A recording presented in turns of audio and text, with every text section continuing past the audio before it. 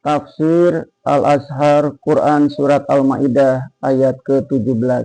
A'udzubillahi minasyaitonirrajim. Laqad kafaral ladzina qalu innallaha huwal masihu ibnu Maryam. Qul faman yamliku minallahi syai'an in arada ayyuhlikal masiha ibna Maryama wa ummahu wa man fil ardi jami'a. Walillahi mulkus samawati wal ardi wa ma bainahuma yahluku ma yasha wallahu ala kulli syai'in qadir. Sesungguhnya telah kafir orang-orang yang berkata sesungguhnya Allah itu adalah Dia Al-Masih anak Maryam. Katakanlah, kalau begitu siapakah yang berkuasa menahan sesuatu dari Allah jika Dia hendak membinasakan Al-Masih anak Maryam dan ibunya pun dan orang-orang di bumi ini sekalian. Dan bagi Allah lah kekuasaan semua langit dan bumi dan apa yang di antara keduanya. Dia menciptakan apa yang Dia kehendaki, dan Allah atas tiap-tiap sesuatu adalah kuasa. Sebagian besar dari sekte dan golongan Kristen masih teguh pada pokok kepercayaan yang telah diterima dari nenek moyang atau yang telah diputuskan oleh gereja di zaman dahulu. Bahwasanya yang Allah itu ialah Al-Masih Isa anak Maryam, ataupun bahwa Isa Al-Masih itulah yang Allah.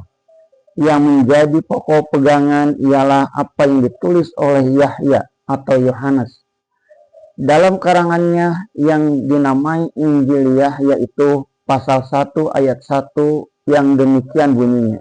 Maka pada awal pertama adalah kalam, dan kalam itu bersama-sama dengan Allah, dan kalam itulah juga Allah. Seorang penulis jending Kristen, Dr. Peterson Smith, menulis buku dengan judul Kehidupan Yesus, disalin ke bahasa Arab oleh seorang Kristen Mesir, Habib Said. Di dalam kitab itu mengakui bahwa memang di waktu hidupnya sendiri tidaklah terlintas di pikiran orang, terutama dalam pikiran murid-muridnya sendiri, bahwa Dia itu Allah, atau anak Allah, atau Allah sendiri yang telah menjelma menjadi manusia. Barulah Dia dikenal sebagai Allah setelah Dia diangkatkan ke langit. Dan di antara keempat Injil yang disahkan oleh gereja itu adalah Injil yang terakhir ditulis, Injil karangan Yahya atau Yohanes, yang terang-terang memuliakan kalimat-kalimat yang membawa arti bahwa Nabi Isa itu adalah Allah. Allah yang menyatakan dirinya sebagai manusia. Sedang di dalam kitab-kitab perjanjian lama yang dijadikan dasar pertama untuk menguatkan nubuat Isa, diakui sendiri oleh pemuka-pemuka Kristen bahwa tidak ada kata yang tepat menuhankan Isa, kecuali kalau dicari-cari jalan buat menafsirkan. Maka datanglah sekarang Al-Quran menegaskan dan mengajak supaya kembali berpikir yang wajar. Sesungguhnya telah kafir orang-orang yang berkata, sesungguhnya Allah itu adalah Dia Al-Masih anak Maryam. Kepercayaan ini dapat kita dengarkan dari keterangan pendeta-pendeta mereka sendiri dalam berbagai bentuk. Yang pokok ialah bahwa tabiat Allah itu ada 3 oknum yang sama keadaannya, yaitu Allah Bapa, Allah Putra, dan Allah Ruhul Kudus. Allah Bapa mencipta dengan perantaraan Putra, Allah Putra penebus dosa, dan Allah Ruhul Kudus pembersih. Tetapi ketiga oknum ini memberi kekuasaan atas segala penciptaan dengan sama. Ini dasarkan kepada perkataan Yahya atau Yohanes, bahwa kalam Allah beserta Allah, dan kalam itulah juga Allah. Dan yang dimaksud dengan kalam itu ialah Al-Masih.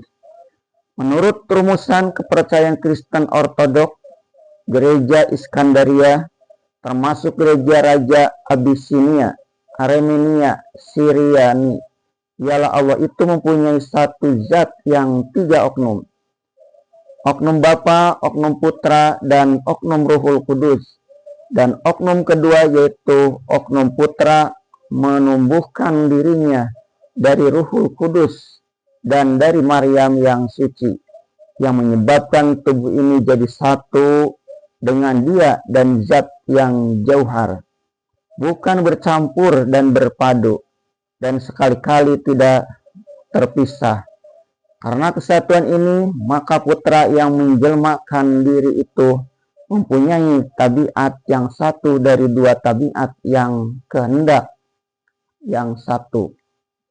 Ortodok Yunani dan Katolik berpercayaan bahwa oknum Putra mempunyai dua tabiat dan dua kehendak, yaitu lohut atau ketuhanan dan nasut kemanusiaan.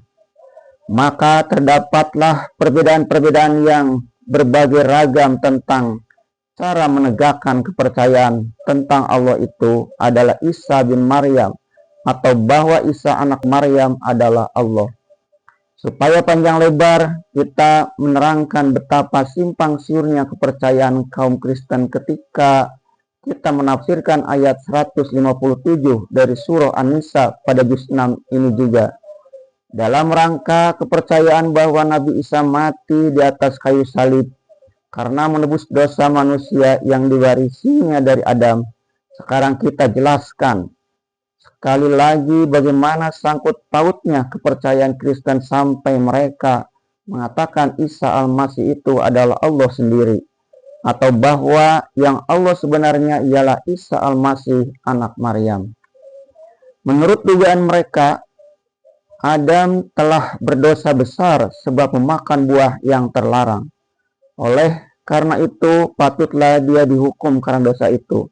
Tetapi Allah tidak sampai hati menghukumnya atau ragu-ragu buat menghukum, sebab di samping mempunyai sifat adil, Allah juga mempunyai sifat kasih, sehingga terkatung-katunglah Allah di lamun keraguan di antara sifat adil dan kasih itu.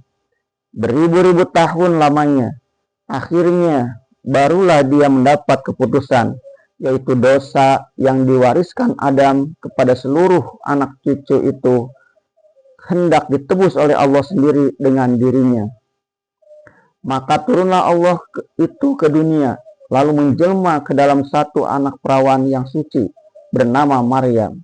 Kalau menurut jalan pikiran itu, sampai Allah masuk ke dalam dirinya, niscaya Maryam itu masih mewarisi dosa nenek moyangnya Adam juga, sebab dia pun keturunan Adam.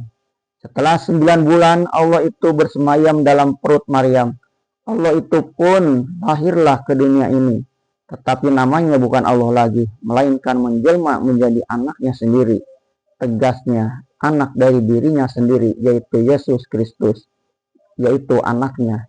Maksud kedatangannya ke dunia ialah untuk membebaskan manusia dari dosa warisan itu, sebab semua dosa manusia itu ditebus pintu surga belum terbuka dan manusia belum boleh masuk ke dalamnya. Bagaimana jalan menebus itu?